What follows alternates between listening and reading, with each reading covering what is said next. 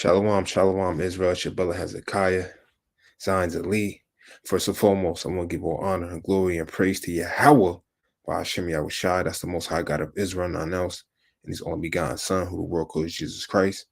I want to give a mighty shalom, a shout out, and double honors to the elders of the house of David. I want to give a mighty shalom, shout out to all the brothers, pushing this truth, magnifying the Lord to their best of ability, preaching this gospel. I'm going to give a mighty shalom, shout out to the women and children that's praying, fasting, giving alms, keeping the commandments and the faith of the Black Messiah, Yahushua Mashiach, the righteous, the Savior and the Redeemer, to give repentance to Israel and none else. Right? So we back at it with another exhortation, motivation, the roars and the crisis, part 5. Right? Remember what we going over. This is part 5 on how the roars and the crisis. This is part 5 to show you these 8 levels of control that the 1%, the globalists, right, the billionaires, right, the Rothschilds, the Bilderbergs, the Bill Gates, the Elon Musk of this world, the top small hats, man, the Astors, the so-called Illuminati, man, right? This is a power structure, man. These elite bankers, right? These elite Edomites, right? They want to create a new standard to create order out of chaos, right? And one of the levels is through welfare, right? So first we dealt with healthcare, poverty, debt, gun control. Now we're gonna deal with welfare, right? So what is welfare?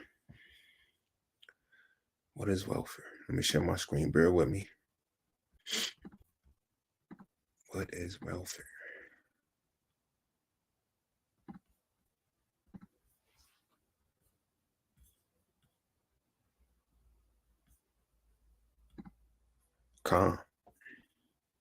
Welfare is a government program that provides financial aid to people or groups who are unable to support themselves. The term can also refer to the state of doing well, especially in terms of happiness, success, or well-being. Welfare programs are typically funded by taxpayers and can help people cope with financial difficulties. Recipients usually receive monthly or bi-weekly payments.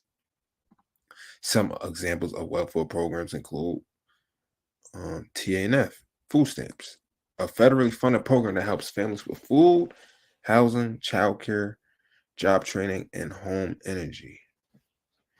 Temporary assistance for needy families. You got CalWorks, a welfare program in California that provides cash aid and service to eligible families in need. So basically, it's a government program that provides financial aid to people. Right? So what I know of welfare, it's a device to keep the poor forever, right? It makes you depend on the government, which leads to not progressing financially, right? Having no resources, right? The rich get richer, the poor get poorer, right? The welfare, right? Through welfare, the government makes single parent households, right? That's a law, right? Which causes the single parent to be unemployed, right? The low paying jobs and the hard labors equals need for welfare, right? And the cost of living is increasing every year. That's why people, right, is on welfare. And I'm gonna deal with our people as well, specifically through the curses. I'm gonna show you, right? And we gotta understand that there's not enough effort to remove the obstacles that prevents poverty and the need for welfare, especially for our people, right? Like housing rules, like felony charges, the lack of access to transportation or even free transportation, right? To get to these jobs, to get to where you need to go to provide for your family, right? America, right, lacks job training. We need more trade schools in our neighborhoods, especially for our kids, right? We need fair access to business loans, right? And we need cheap, affordable daycares as well for when the parents is at work to provide for their households as well, you know? But let's get into this video.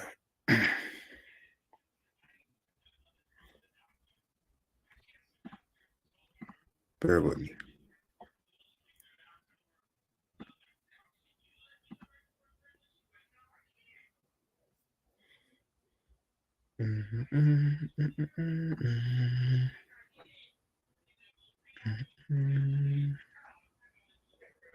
Bear with me.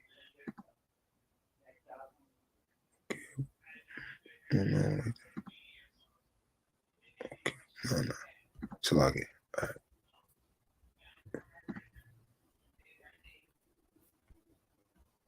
Fathers have left home in order for their children to get needed bread.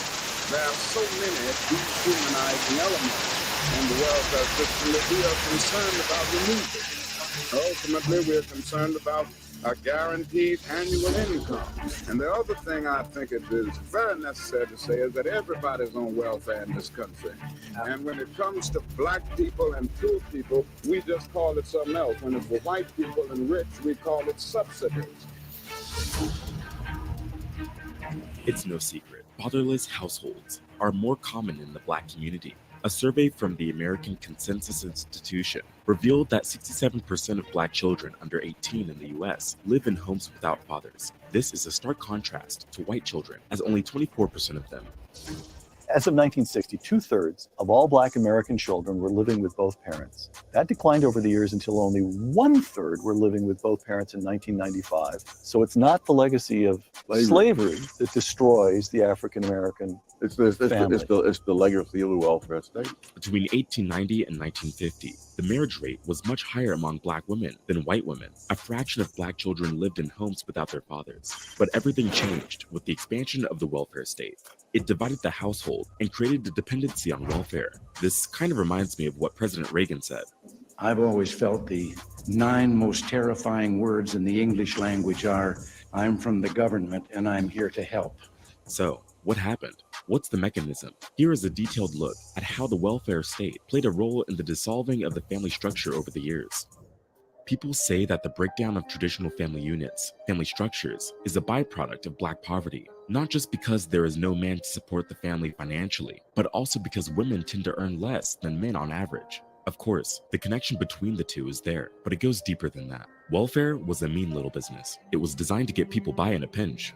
Public assistance programs, like welfare entitlements, have been a part of American culture since the 1940s. Unfortunately, like in many other aspects of government institutions, Black Americans were left out. In time, Black people could also get financial support, but it wasn't easy. Mothers who applied for checks had to let social workers inspect their homes to see if their conditions were suitable for welfare.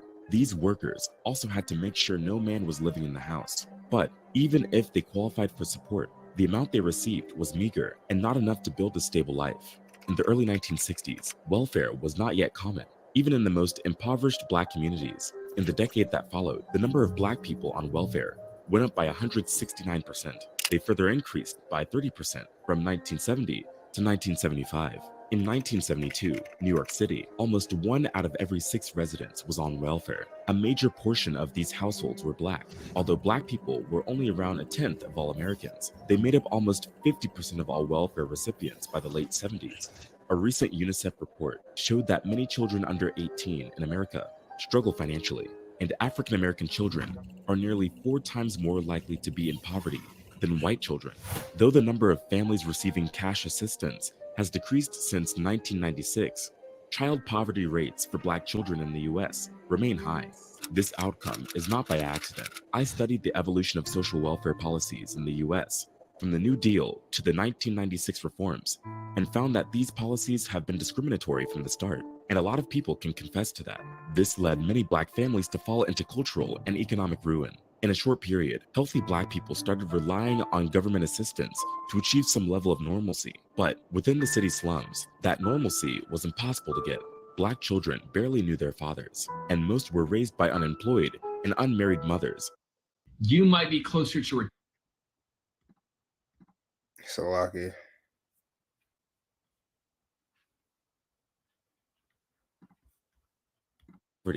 and modest paychecks. This marked a significant shift in Black American history. So I'm gonna jump ahead. Hope y'all catching the drift. Bear with me. Let me get my timestamp.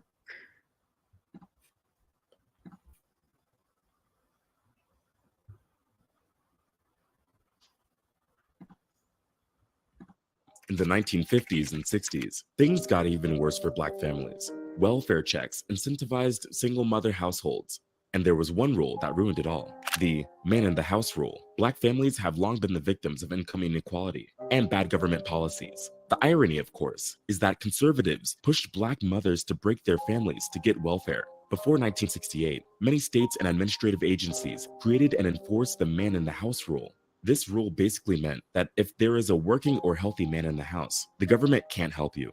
And they would go as far as to send welfare workers to visit the homes without warning to check if a man was present. If they found any evidence whatsoever, families lost their welfare benefits. Over the years, the welfare state started dissolving the family structure, slowly but surely. A man who can't get a decent job and provide a substantial income suddenly believes that his family is better off without him. So, if a man were to lose his job, he literally had to leave the house so his children could get government surplus peanut butter, beans, and cheese. On the other hand, if either the woman or the man, or both, were irresponsible, they faced no consequences for their actions. And it was the taxpayers who ended up paying for it. These things aren't exactly designed to keep the marriage intact. They are meant to divide people. The harm done to the children was massive. Many children experienced the hurt from broken families at such a young age. In 1960, just 33% of Black American children didn't live with two parents, but by 1988, that rate went up to 61%. In that time, the proportion of Black children born to single mothers rose from 23% to more than 60%. This is exactly why we can't judge government policies based on their ideals, but based on their results. And these results, well, left a ton of households fatherless. I mean, think about it. What would the result have been if this welfare policy had required the opposite of that? That both parents live in the same home and care for their children to receive government assistance. The welfare state did what slavery couldn't do. It broke families apart. And that's what the elite Edomites wanted to do all along through this policy. Right? How did our people even become eligible or got to a lower state where we had to depend on welfare? Right? It all stems from slavery, Jim Crow, the Black codes, job discrimination, lack of generational wealth, lack of education, right? That leads to poverty, drugs, alcoholism, right? All leads to poverty, which we depend on welfare, right? And then what welfare did, it broke up the home. When you break up the home, right, you break up the relationship between the man and the woman. And when you break up the bond, the connection between the man and the woman, the wife and the husband, the children get destroyed. Right? Let's continue. Broken families fuel poverty. The structure of the family can influence the choices children make. For example, boys raised without their fathers are more likely to drop out of school, get violence, use drugs, or go to jail. Girls are more likely to have a child out of wedlock or engage in sexual activities at a very early age. These children are also more prone to mental health problems, which can affect them as adults. A psychology test detailed in Roy Baumeister and John Tierney's book, Willpower, showed that children from fatherless households were more likely to settle for a small prize straight away. In contrast, children with fathers present were more willing to wait for a bigger prize. Experts from the Northwestern Institute for Policy Research challenged that these effects are primarily due to dangerous neighborhoods or poor schools. They found that the direct effect of family structure itself played a more... So let's get more.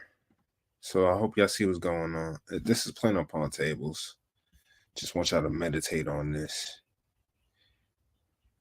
This is how they want to control us, man. By dependency on government cheese. Right? Let's get more. Dependency on the white man, not doing for self.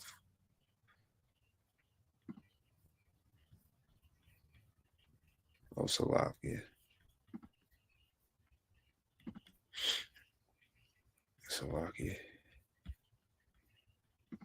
Welfare cheating. To make sure that aid to families with dependent children would go only to families headed was written to prevent welfare cheating. To make sure that aid to families with dependent children would go only to families headed by mothers.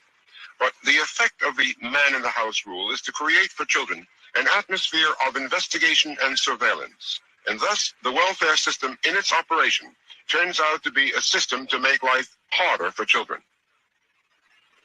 The welfare system helps the disintegration of the American family. It offers money to families if the fathers will leave them and stay away, in that sense undoing the very stability of the family and taking away one of the two parents that children, of course, need. And what I have seen, I'm afraid to say, all over the country is that the legal system works against the best kind of home for these children. See that? The legal system works against us. It's not for us. They want to destroy us. They want to cut us off. They want to they just want us to they just want to unalive us, basically. They want us off from the face of the earth. They want to exterminate us.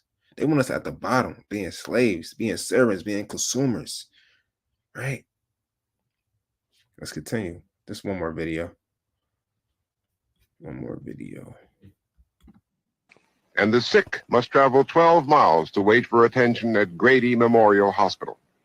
And partly because of the general rule that welfare is cut off if there is a man in the house, fathers are often driven away so that mother and children can eat.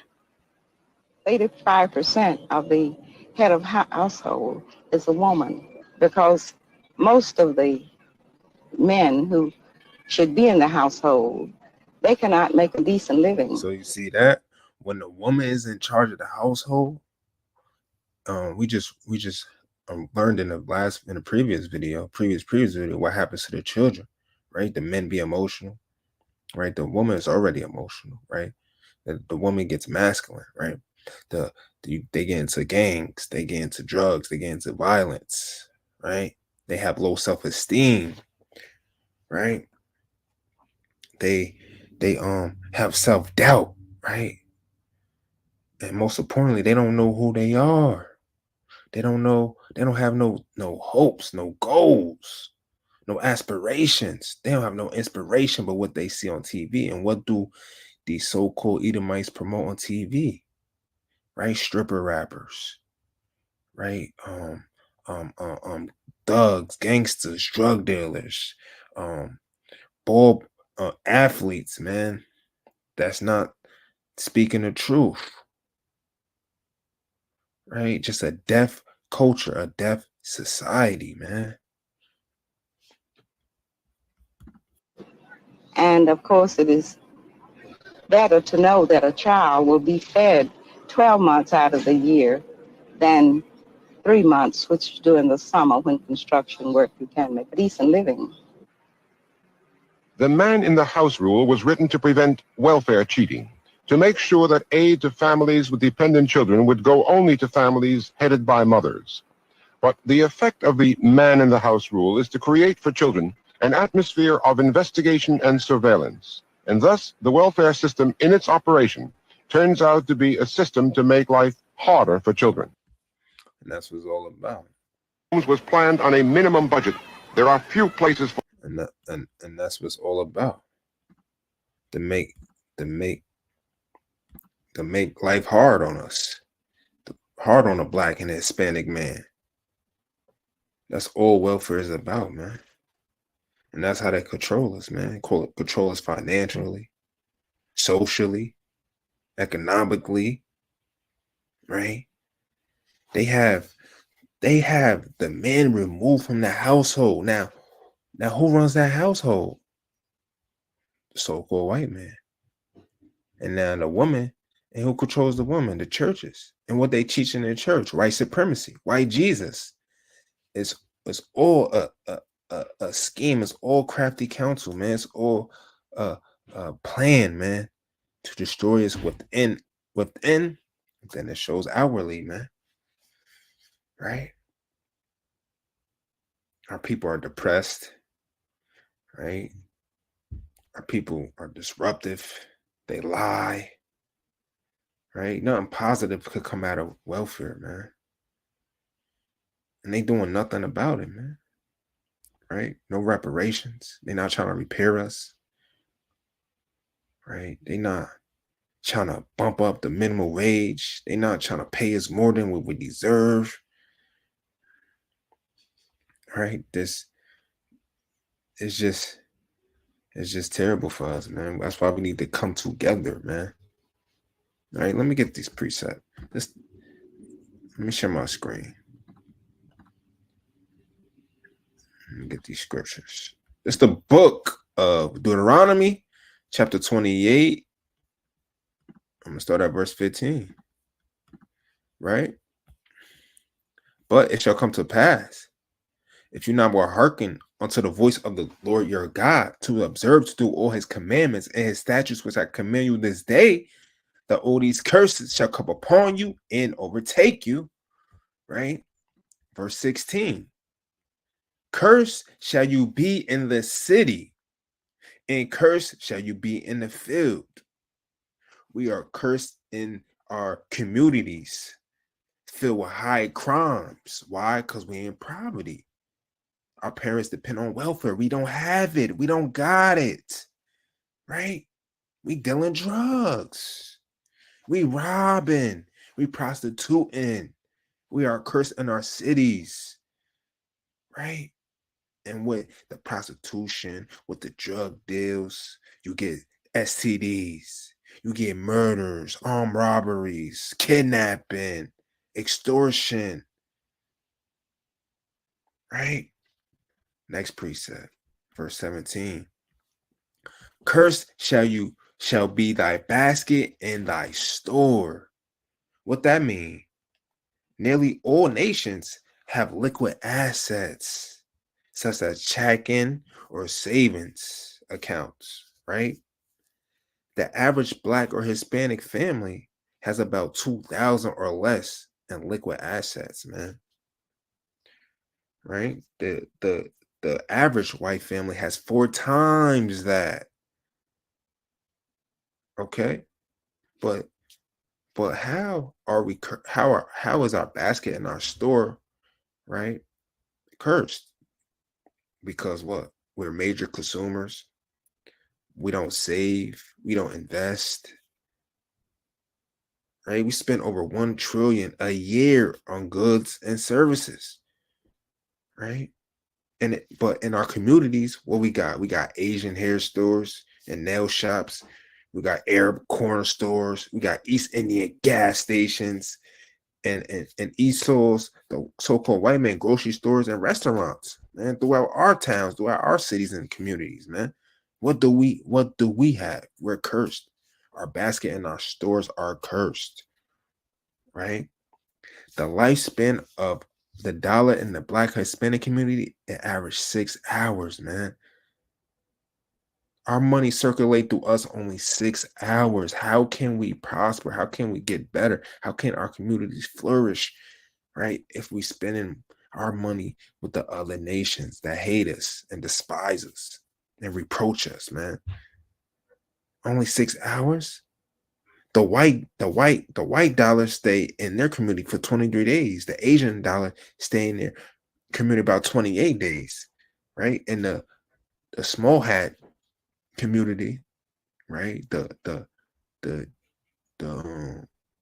Amalekites, the Jewish people, their dollars there about 21 days, man. And ours 6 hours. You can't make this up. We are cursed. And with this being said, that's why verse 48.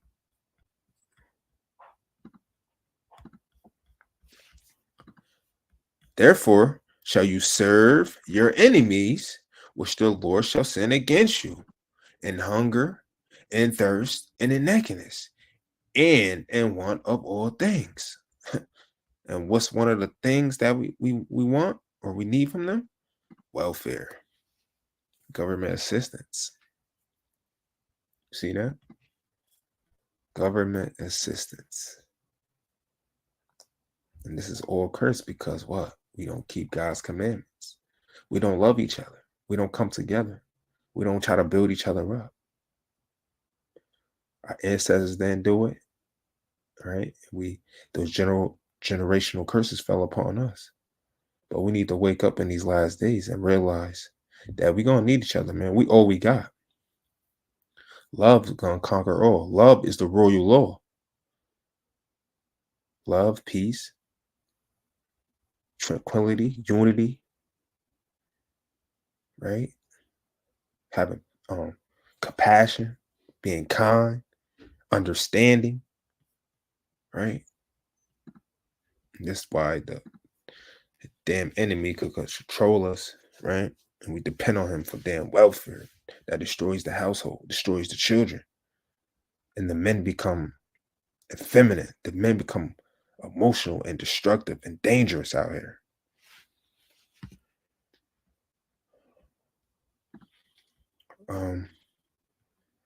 So I don't think I got anything else for welfare. But this is one of the levels of control, man. Welfare, man.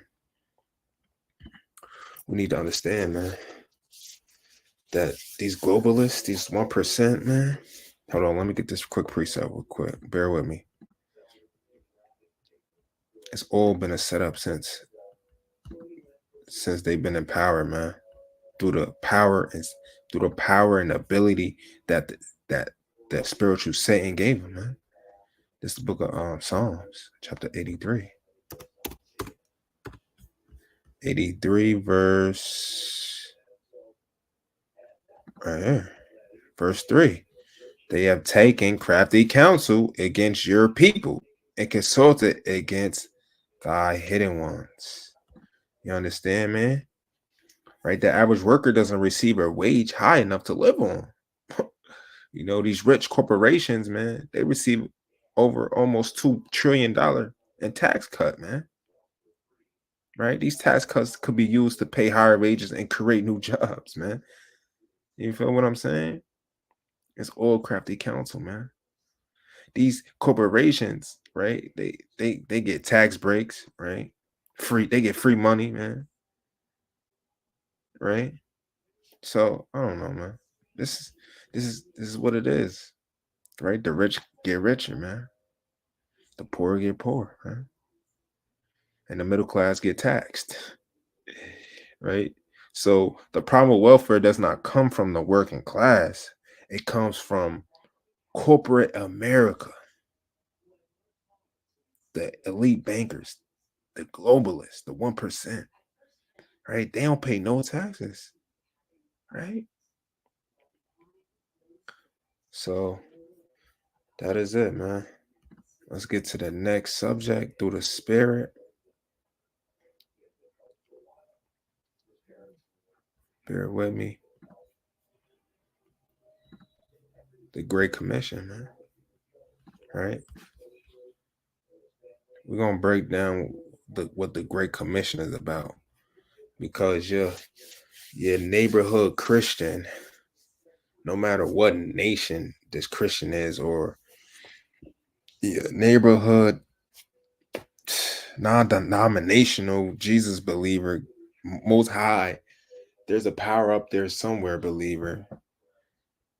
Think that the gospel, think about repentance and deliverance is for everybody, right?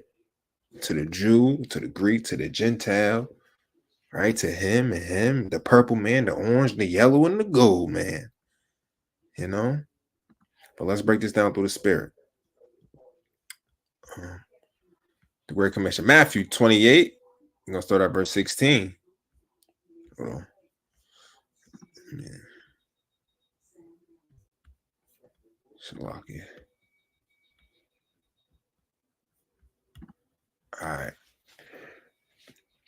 Then the 11 disciples went away into Galilee, into a mountain where Yahushua had appointed them. And when they saw him, they worshipped him, but some doubted. Verse 18. And Yahushua came and spake unto them, saying, all power is given unto me in heaven and in earth. Okay, not Paul. Not Paul.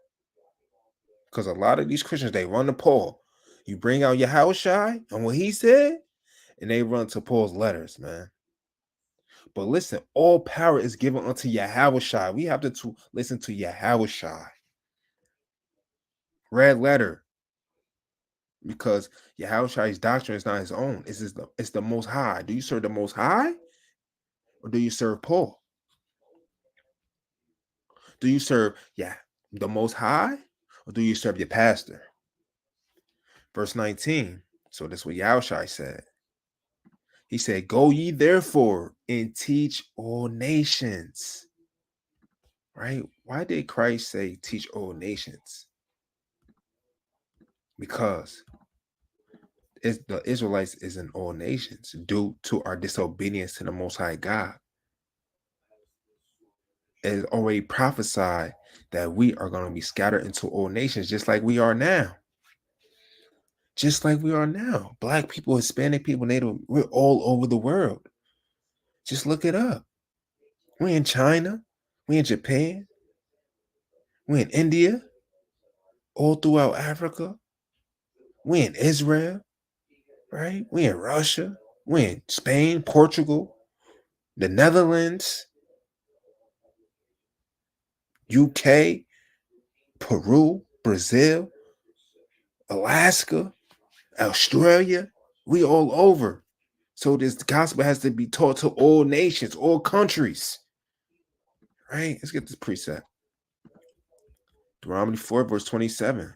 And we know that the book of Deuteronomy is Moses speaking to the Israelites through the Most High God. This is the book of Deuteronomy 4, verse 27. And the Lord shall scatter you among the nations, and you shall be left few in number among the heathen, where Yahweh shall lead you. You see that? We are among the nations. Let's get another one. Let's get the book of, I gotta go to the Apocrypha. Bear with me. I like to bring this out. It's one of my favorites. Tobit, chapter 13, verse 3. The book of Tobit, chapter 13, verse 3. Confess him before the Gentiles, not to the Gentiles, before the Gentiles. Ye children of Israel, for he hath scattered us among them. We are scattered among the Gentiles. We are scattered amongst all these nations throughout the world. Let's get more.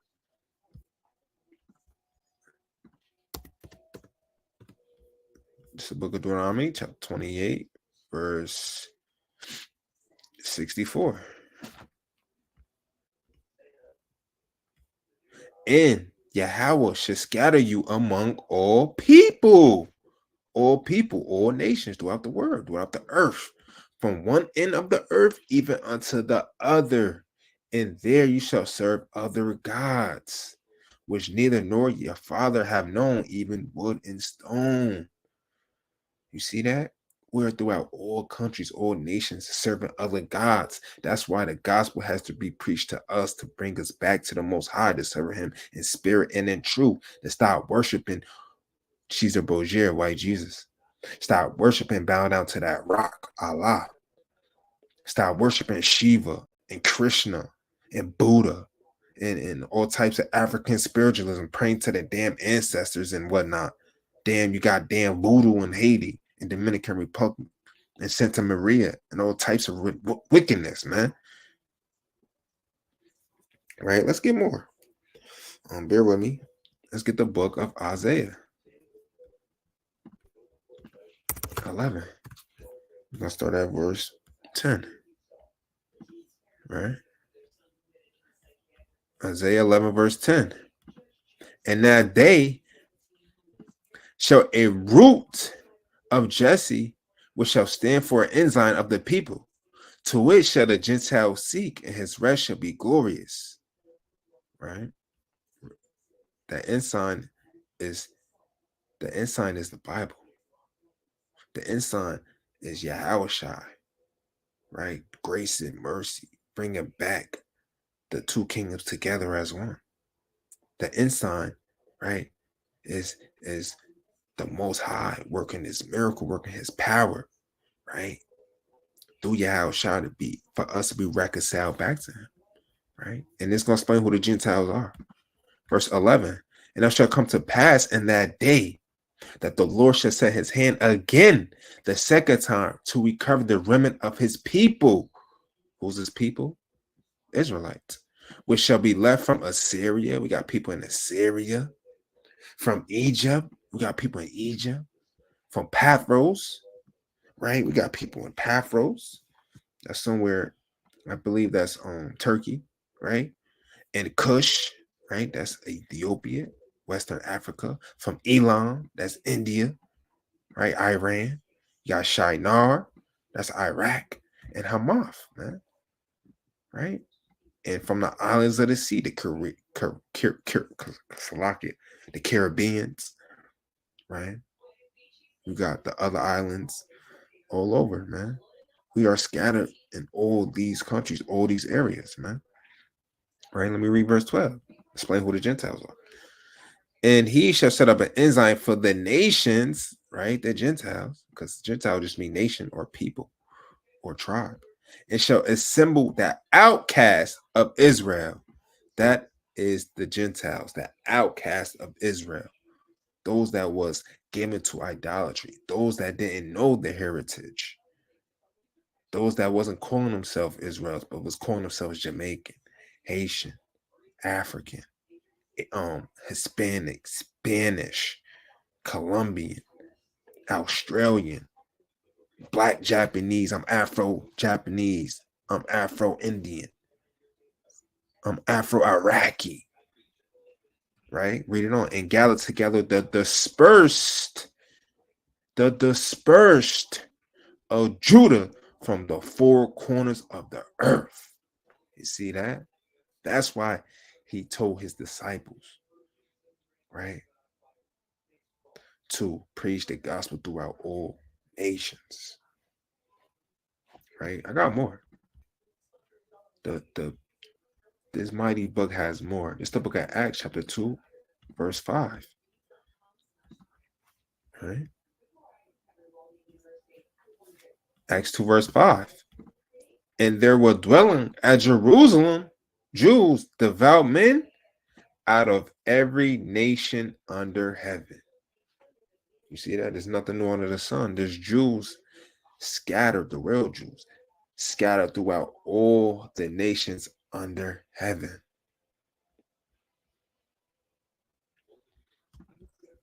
It's the book of Luke, chapter 21. Let's get what Yahushua said, then we're going to move on. Luke, chapter 21, verse 24. Salakia.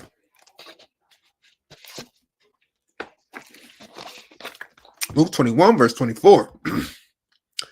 And they shall fall by the edge of the sword. Who's they? That's the Israelites. When did this happen? 70 AD. Titus and Vespasian. When they sieged Jerusalem. Right? They took down the temple, the sanctuary. They destroyed us. Right? The Roman Jewish wars, it was between 66 AD and 73. Right? Read on. And shall be led away captive. Hold on. What the Israelites going to be? Led away captive into all nations. This is what Yahushua said. This is what Yahushua said. Who ready?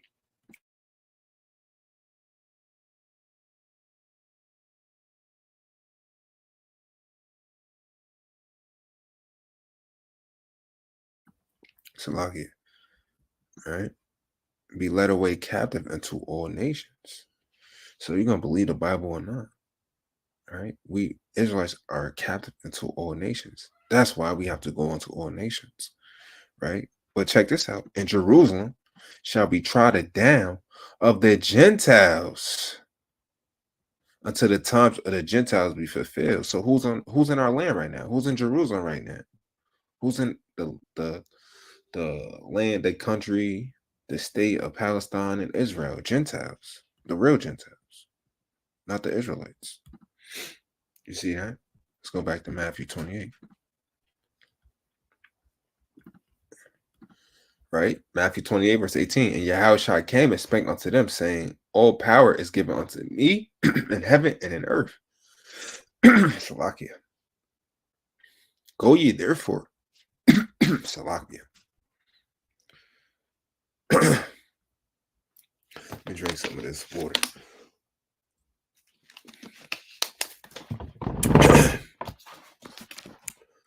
Right? And Yahushua came and spake unto them, saying, all power is given unto me in heaven and in earth. Go ye therefore and teach all nations. Why? The Israelites are scattered into all nations, right? Baptizing them. What does it mean to be baptized? Right? What does it mean to be baptized? Let's book of John, chapter 15, verse 3. That's what Yahushua said. Now you are clean through the word which I have spoken unto you. Right? And that's how we have to baptize our people, through the word. We have to clean them through the word, dump them into the words of God.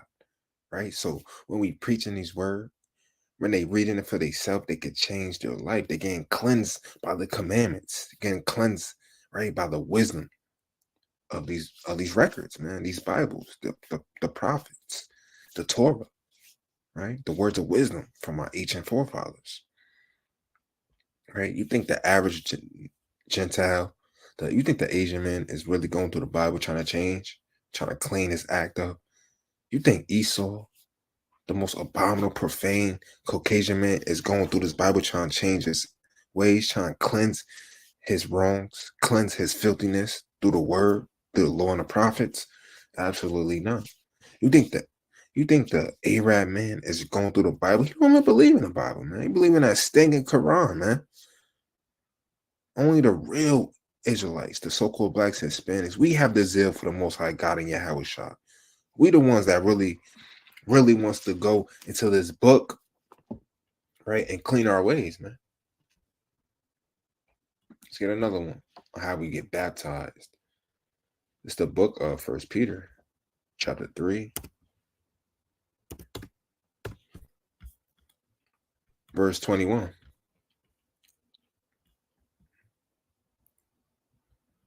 The like figure whereunto even baptism do also now save us, right? Not putting away the filth of the flesh. So it's not dumping you into a tub of water, right? Read it on. But the answer of a good conscience towards God, you got to have your mind right. You see that? You got to have a good conscience, right? Thinking positive, reasoning upon these holy things that's in these scriptures. By the resurrection of Yahushua Mashiach. You see that? You have to be resurrected. You have to be born again, right? That old man has to die. That new man has to be resurrected. Baptize you in that dirt, that death, the grave. Yahushua, right, through his words, going to be resurrected. A new life, a new beginning, right? Let's get back to it. Verse 19, go ye therefore and teach all nations, the Israelites, baptizing them in the name of the Father and of the Son and the Holy Ghost. Right? Verse 20, teaching them to observe all things whatsoever I have commanded you. You see that? The I is Yahushua.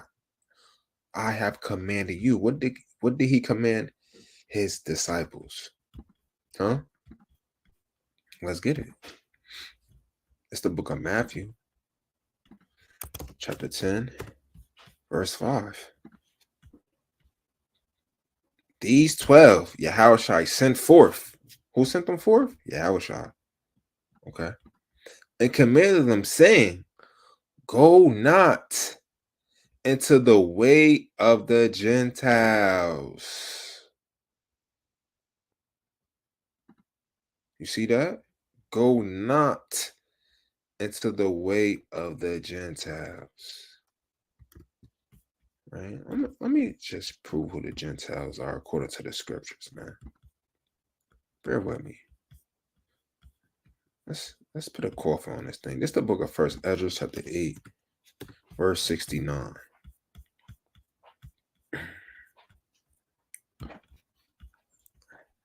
All right.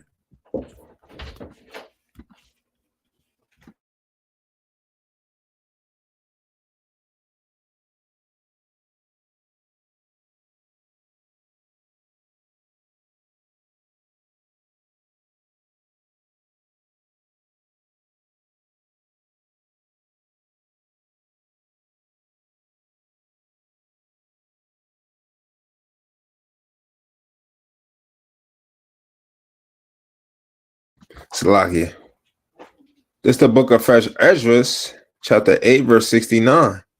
The nation of Israel, the princes, the priests, and Levites have not put away from them the strange people of the land, still today, nor the pollutions of the Gentiles. Now I was going to explain who the Gentiles in, right? The Canaanites, the Hittites, the Pharisees, the Jebusites. These are so-called African nations, Hamitic, the Moabites, right? The Chinese, the Egyptians, and guess what? The Edomites, right? And Gentiles is also the Japhetic people, right? The Ammonites, were the Japanese people, and also the Ishmaelites, right? Which is also the Gentiles, right? The Hagarenes, right? The descendants of Hagar, right? These are Gentiles. And what did Yahushua say? He said, go not into the way of the Gentiles. Don't go to the so-called Caucasians, right? Don't go into the Asians. Don't go into the Hamitic Africans, right? Don't go into the Arabs, right? Read it on. And enter any city of the Samaritans, enter ye not. But go rather to the lost sheep of the house of Israel. You see that?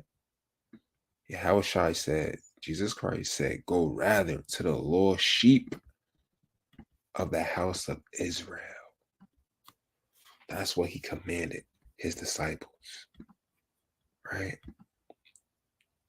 So that's what is commanded of the King of Kings. We have to go to the lost sheep of the house of Israel. The gospel is to the lost sheep of the house of Israel, right? What else did he command? Right? Let's get more. What else did he command? It's the book of Matthew, chapter 5. We could get this. He commanded his Israelites to keep the commandments. This is the book of Matthew, chapter 5, verse 17. Hold on, before I get this, let me get John, right? Right, because Christians have a hard time understanding this. What Yahushua said? If you love me, keep my commandments. Right? What commandments? Right? Let's get Matthew 4 and 4. Matthew 4, verse 4. Matthew 4, verse 4. And he answered and said, it is written, man shall not live by bread alone, but what? By every word that proceed out of the mouth of God. Right? What comes out of the mouth of God? What come out of the mouth of God? Let's get it. Let's get it. Proverbs chapter 2. Bear with me. I think this is it. Right here. Proverbs chapter 2, verse 6. For the Lord giveth wisdom, right? Out of his mouth cometh knowledge and understanding. What's wisdom? What's knowledge? The commandments. What's understanding to depart from evil, right? So Yahushua commanded his followers to keep the commandments, right? Let's get more. This book of John, chapter 5. Hold on, wait. Don't. I want this and I want another one. Right? John. Matter of fact, let's get Matthew 5. Right? Verse. I'm gonna read verse so I can bear with me. I'm gonna read verse 19, then I'm gonna drop down. Matthew chapter 5, verse 19. Right? Whosoever therefore shall break one of these least commandments, right? If you want to eat pork, if you want to shave your beard, right? And shall teach man so, he shall be called the least in the kingdom of heaven. But whosoever shall do and teach them the commandments, you do and you teach the commandments, the same shall be called great in the kingdom of heaven. And that's what you should be striving for, to be great in the kingdom of heaven. Right? Let's get verse 48. Well, Yahushua said, be ye therefore perfect, even as your Father which in heaven is perfect. Yahushua wants us to be perfect, to be complete, to be like the Heavenly Father, be a follower of our Heavenly Father, Yahweh. How do we become perfect? It all stems back to one thing. 1 Kings chapter 8, verse 61. 1 Kings 8, verse 61. Let your heart, your mind, therefore be perfect. How? Read it on.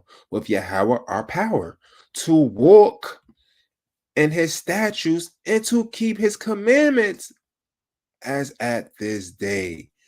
That's how we become perfect, by keeping the commandments.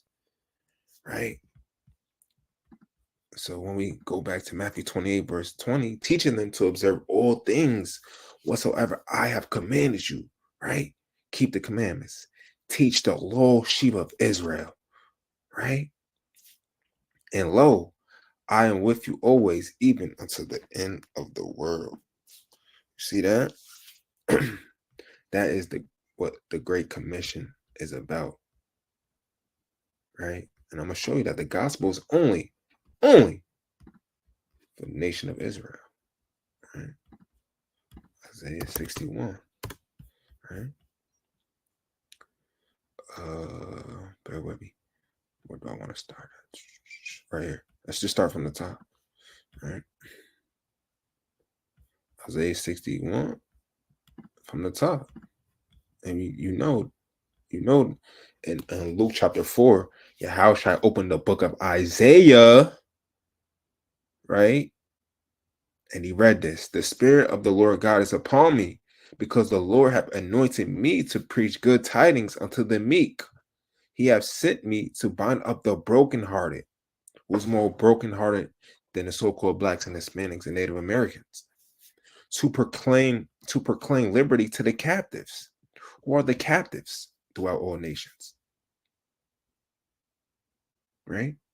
Who's in hard bondage? Who has to do hard labor just to make ends meet? Right? Who's massively incarcerated? Read it on. And the opening of prison to them that are bound. Right? Who is bound with all these demons because of generational curses? Read it on. Verse 2. To proclaim the acceptable year of the Lord and the day of vengeance of our God. Right? To comfort all that mourn. The day of vengeance when Yahushua comes back and save us, right, from our enemies and those that hate us. Verse 3. To appoint unto them the gospel that mourn in Zion. You see that? Who is Zion? Who is Zion? Who is Zion? Who is Zion? Let's get it. Let's get in the Hebrew. Let's get in the Hebrew. Right? Who is Zion? Strong's H 6726. Sion. Sion. Zion, Park Place, another name for Jerusalem, right? Another name for Jerusalem, right? Who